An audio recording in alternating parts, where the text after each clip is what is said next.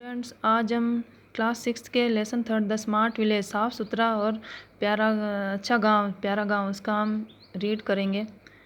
Once two farmers Ram and Ghanshyam decided to leave their village to find better works एलवेयर। एक दिन दो किसानों राम और घनश्याम ने अपना गांव छोड़ने का निश्चय किया किसी अच्छे काम की तलाश के लिए। Early one morning both of them left for the town nearby. Ram and Ghanshyam had been working for nearly 6 hours when they reached the village of Vatika. सुबह जल्दी अगले दिन वह जल्दी उठे और उन्होंने अपना गांव छोड़ दिया और लगभग पास के ही गांव में चल पड़े। उन्होंने लगभग 6 घंटे तक चले और एक गांव वाटिका नाम के गांव में पहुंचे। The village was green and clean. वह गांव बड़ा ही साफ सुथरा और हरा था। They were surprised to see cube shaped structure on the roofs of all the houses there. वे बड़े आश्चर्यचकित थे कि उस गांव की छतों पर बड़ी घनाकार संरचनाएं थी। Ram and Ghanshyam decided to enter a house and find out what these structure were. Ram और घनश्याम एक घर के अंदर गए और उन्होंने देखा कि ये संरचनाएं क्या थी। ये जानने के लिए वे घर के अंदर गए। As they went closer, they were surprised to find that the walls of the houses were not made of mud but the something else. वह अंदर जाकर उस घर के अंदर जाकर देखा, उन्होंने बड़ा ही आश्चर्यचकित हुआ कि उस घर की दीवारें किसी दूसरी तरह की ईंटों से बनी हुई थी। जो ईंटें घर बनाने के काम में ली जाती उससे वह नहीं बनी हुई थी, दूसरी तरह की ईंटों से बनी हुई थी। As they walked further they saw a big field. इसके बाद वे आगे चले तो उन्होंने एक बड़ा ही अच्छा मैदान देखा। In the field they were surprise to see huge fans.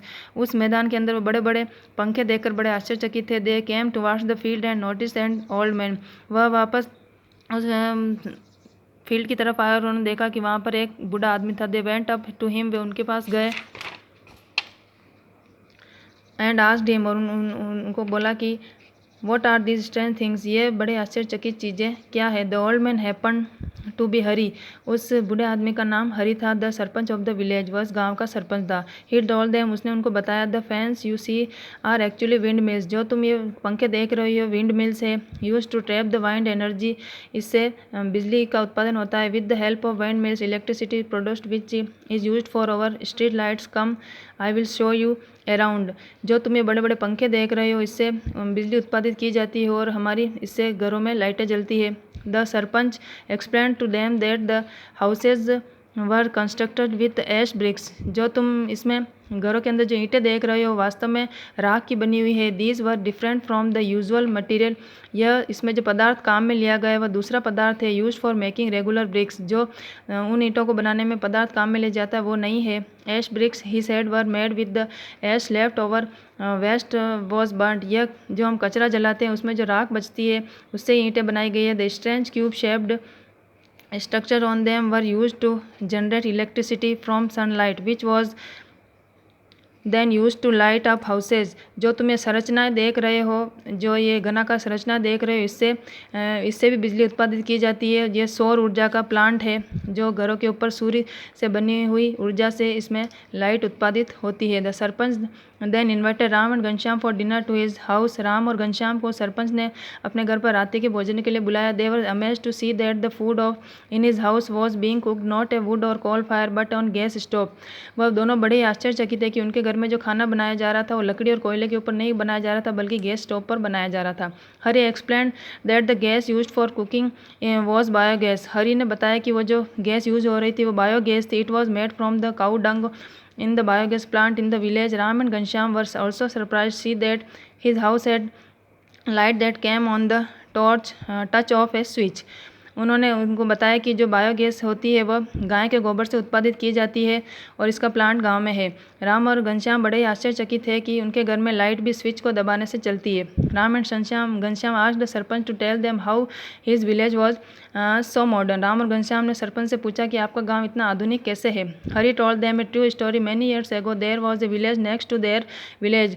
हरी ने उनको एक कहानी सुनाई कि उनके गाँव के आगे ही एक गाँव था बहुत सा समय पहले कॉल्ड हरपुर। उसका नाम हरपुर था। Like all villagers the people of Harpur to cooked on wood and coal fire and cut down trees. वहाँ उस गांव के लोग अपना खाना जो है लकड़ी और कोयले के ऊपर बनाते थे इसलिए उन्होंने वहाँ की सारी पेड़ काट दिए थे। Finally there came a day when not a single tree was left in the village of Harpur. एक दिन ऐसा आया कि वहाँ पर हरपुर में एक भी पेड़ नहीं बचा था। And the air was thick was smog.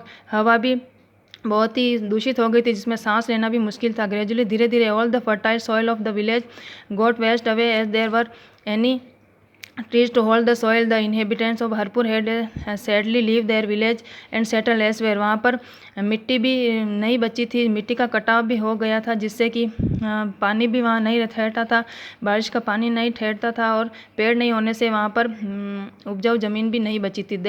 That's when we decided the our village should suffer a similar fate. हमने भी तय किया कि हमारा भी गांव उस गांव के जैसा नहीं होना चाहिए, included, and so we started learning new method of caring for the. इसलिए हमने अपने गांव के नए नए मेथड, नए नए प्रयोग करना सीख लिया। हमने अपने गांव को स्मार्ट बनाने के लिए इन्वायरमेंट, हमने अपने उसके वातावरण को शुद्ध करना सीख लिया। The result of our hard work is before you, और हमारी मेहनत का फल आपके सामने है। Ram and Ghanshyam were happy to spend the night in the smart village of Vatika. Now they had clear plans, so they return to their village with new hopes.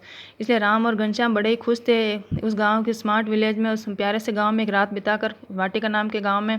Now they had clear plans, उनको अपना योजना समझ में आ गई थी, इसलिए वे वापस अपने गाँव में लौट गए थे नई आशाओं के साथ। Thank you.